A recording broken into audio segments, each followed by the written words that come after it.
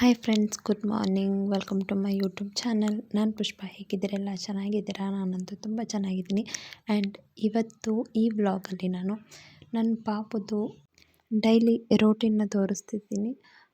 So friends, ಅವಳು ಇವಾಗ ಎದ್ದ ತಕ್ಷಣ ಅಂದರೆ ಒಂದು 10 ಮಿನಿಟ್ಸ್ ಬಿಟ್ಟು ನಾನು ಡ್ರೈ ಫ್ರೂಟ್ಸ್ ಕೊಡ್ತೀನಿ.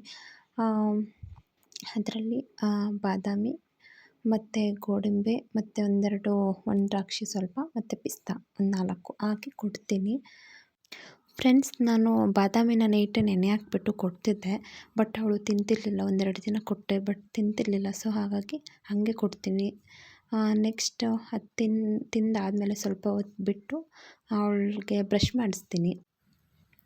ನೆಕ್ಸ್ಟ್ ಅವಳಿಗೆ ತಿಂಡಿ ಇವತ್ತು ಗೋಧಿ ಹಿಟ್ಟಿದು ರೊಟ್ಟಿ ಮಾಡಿದ್ವಿ. ರೊಟ್ಟಿ ಮತ್ತು ಚಟ್ನಿ, ಅಲ್ಲಿಗೆ ಸ್ವಲ್ಪ ತುಪ್ಪ ಆ್ಯಡ್ ಮಾಡಿ ತಿನ್ನಿಸ್ತೀನಿ.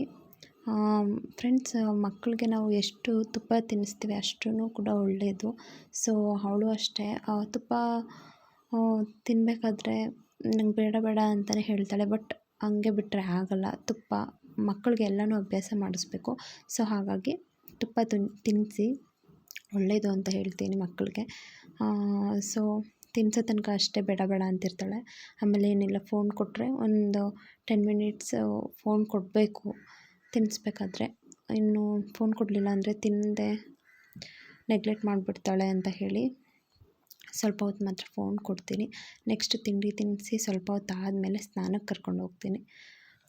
ಮೈಗೆ ಸ್ನಾನ ಮಾಡಿಸಿದ್ದೆ, ತಲೆಗೆ ಸ್ನಾನ ಮಾಡಿಸಿರಲಿಲ್ಲ.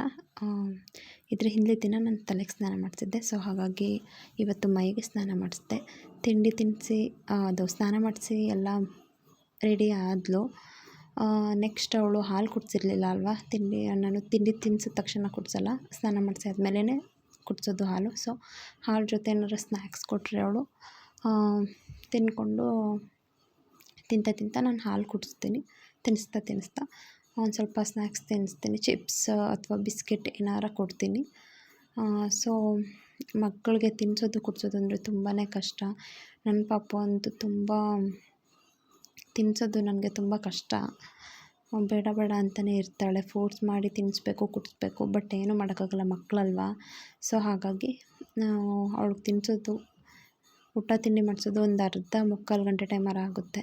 ನೆಕ್ಸ್ಟ್ ಒಂದು ಸ್ವಲ್ಪ ಹೊತ್ತು ಆಟ ಆಡಲಿ ಅಂತ ಹೇಳಿ ಈ ಥರದ್ದು ಕೊಟ್ಟಿದ್ದೀನಿ. ಅದರಲ್ಲಿ ಕೀಚಾಕ್ತಾಳೆ. ಆಮೇಲೆ ABCD ಅಂತೆಲ್ಲ ಸುಮ್ಮನೆ ಹೇಳ್ತಿರ್ತಾಳೆ. ಅದರಲ್ಲಿ ಸರ್ಕಲ್ ಬರಿತಿರೋದು ನೋಡ್ತಿರ್ಬೋದು. ತುಂಬಾ ಕೀಚಾಕ್ತಾಳೆ. ಸೊ ಇದು ನಾನು ಮೀಶೋದಲ್ಲಿ ತರಿಸಿದ್ದು. ತುಂಬ ಚೆನ್ನಾಗಿದೆ ಪ್ರಾಡಕ್ಟ್. ಅಲ್ಲಿ ಪೆನ್ಸಿಲ್ ಥರ ಒಂದು ಕೊಟ್ಟಿದ್ದಾರೆ. ಅಲ್ಲಿ ಡಿಲೀಟ್ ಆಪ್ಷನ್ ಇದೆ. ನಾವೇನು ಬರೆದ್ರೂ ಕೂಡ ನೋಡ್ತಿರ್ಬೋದು ನೀವು. ನಾನು ತೋರಿಸ್ತಿದ್ದೀನಿ. ಅಲ್ಲಿ ನಾನು ಒಂದು ಸುಮ್ಮನೆ ಹಂಗೆ ಬರೆದೆ. ಸೊ ಅಲ್ಲಿ ಡಿಲೀಟ್ ಆಪ್ಷನ್ ಇದೆಯಲ್ಲ, ಅದನ್ನು ಪ್ರೆಸ್ ಮಾಡಿದ್ರೆ ಅಲ್ಲಿ ಡಿಲೀಟ್ ಆಗುತ್ತೆ. ತುಂಬ ಚೆನ್ನಾಗಿದೆ ಮಕ್ಕಳಿಗೆ.